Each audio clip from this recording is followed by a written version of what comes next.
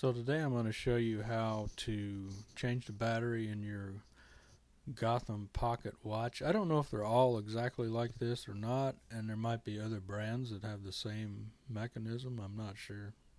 I'm just showing you the one I got.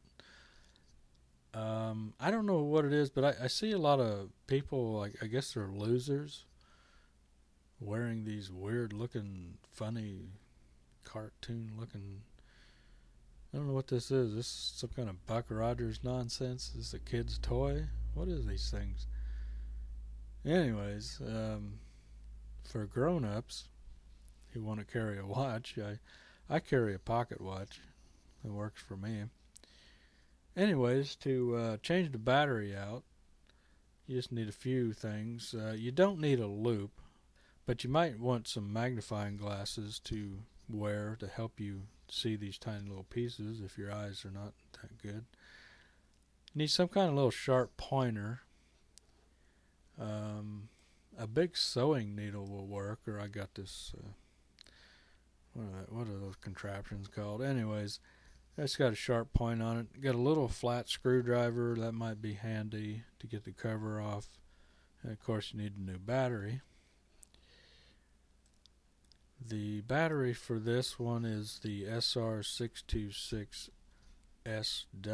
They're very cheap and they're very small. And probably at the bottom, the cover has a little cutout in it where you could sort of start to stick something in there, like a little pointy piece or a screwdriver. When you pry the cover off, just go real gentle. All this stuff takes little pressure. Don't get rough with it. It's all very easy and gentle. You don't want to jab the screwdriver in there and poke the mechanism and damage it. So just take your time and go easy with it. All this stuff is real gentle and real light touch. You don't have to get rough with it. But it just pops off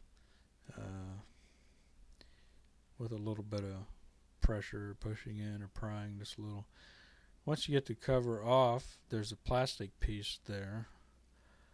A good time, just take a magic marker and mark that with a black mark at the bottom so that you know that's face up and down. Face up and the bottom. That'd just save a little confusion later on. But it just pulls out and it just pushes back in. It doesn't snap in or anything. It just lifts it out. Also, stay away from this copper business. Don't touch things in there with metal and so on. The only thing you need to touch in there is the battery and one little lever. So just don't go fooling around with it. Just leave it all alone. And I'll show you here that lever.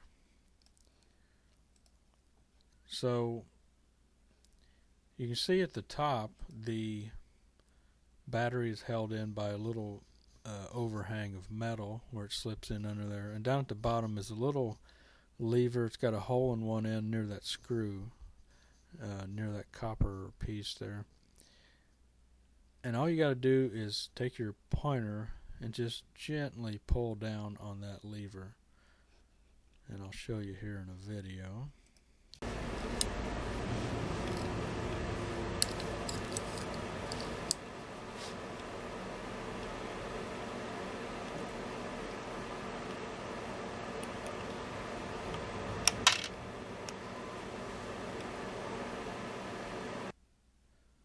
So as you see there, the battery's got spring pressure. So when you pull down on that little lever ever so gently, the battery will just pop right out. So, and then to put the battery back in, just wedge it under that top piece a little bit, and you might need to take your pointer and pull down on that lever again and kind of just push in with your finger, and it'll just snap in place there. So there it is. The battery is replaced.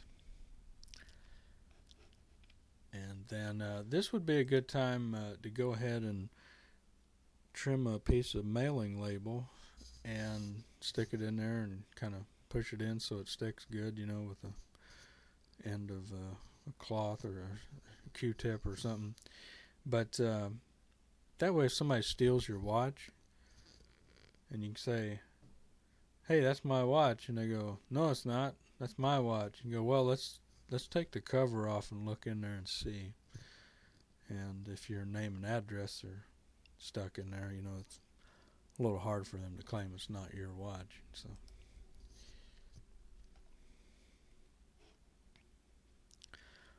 So then all you got to do is put that plastic piece back in. It just lays in there.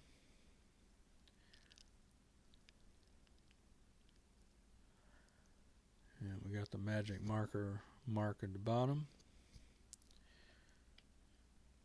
And then we just put the cover back on. I don't think it matters how the cut piece goes, where you pried it open. I'm not sure. I could be wrong about that, but I just put mine back down at the bottom again. And then you just kind of gently push it, snap it into place.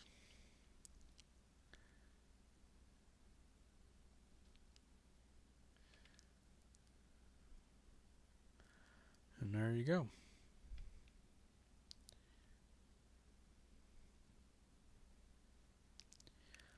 So that'll save you,